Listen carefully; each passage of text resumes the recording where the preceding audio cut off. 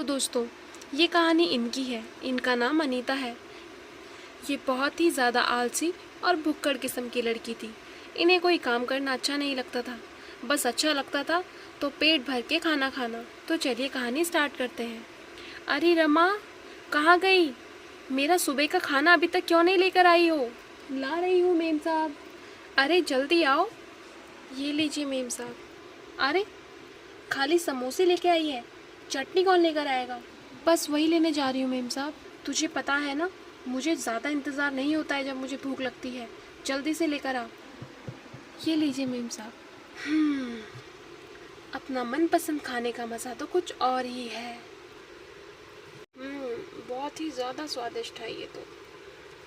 अरे Rama, cold drink कहाँ रह गई? ये क्या तुमने फिर से अनहेल्दी खाना स्टार्ट कर दिया?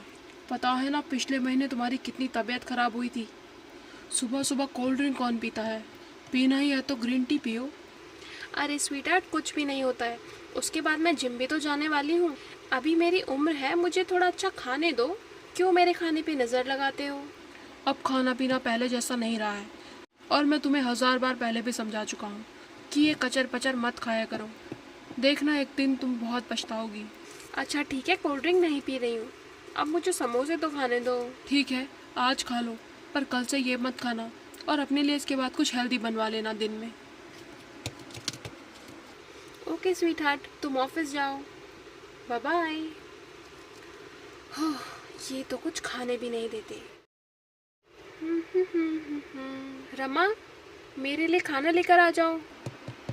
ये लीजिए मेम साहब, पोहा बनाया है। साहब ने बोला था कि आपको दिन में पोहा देना है। ए साहब की चमची, मैंने तुझे कहा कि पोहा बना। मुझे कोई पोहा हुआ नहीं खाना है।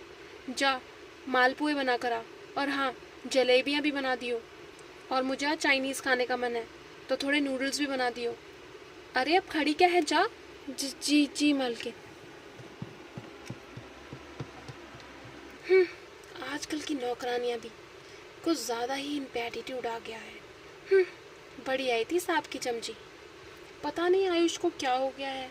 मुझे जिम भेजना चाहते हैं और हेल्दी खिलाना चाहते हैं, जैसे कि मैं कितना अनहेल्दी खा रही हूँ। सुबह समोसे ही तो खाए थे, और अभी अगर मेरा मन नूडल्स खाने का है तो मैं वो भी ना खाऊं। मेम साहब, खाना तैयार है। आप डाइनिंग टेबल पर आएंगी या यहीं पर लेकर आ जाऊँ? मेरा बाहर आने का मूड नहीं है, खाना यहीं लेकर आ जाओ। जी मालकिन।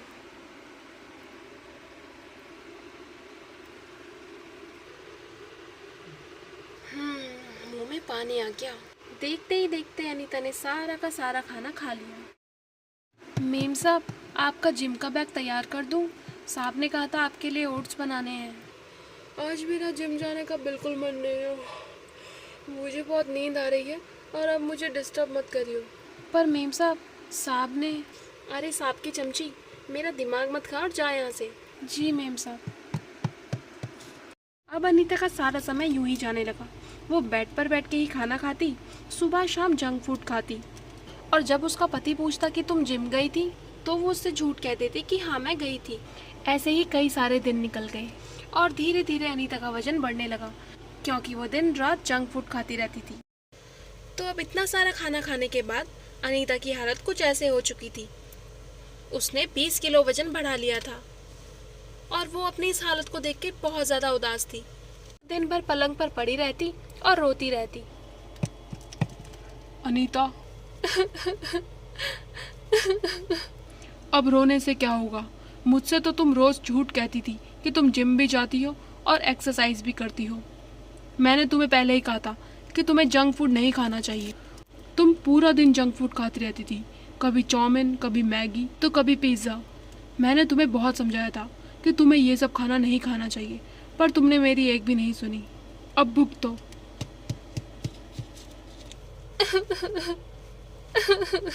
सो फ्रेंड्स, इस कहानी से हमें ये शिक्षा मिलती कि हमें हेल्दी खाना खाना चाहिए और जंक फूड बिल्कुल भी नहीं खाना चाहिए।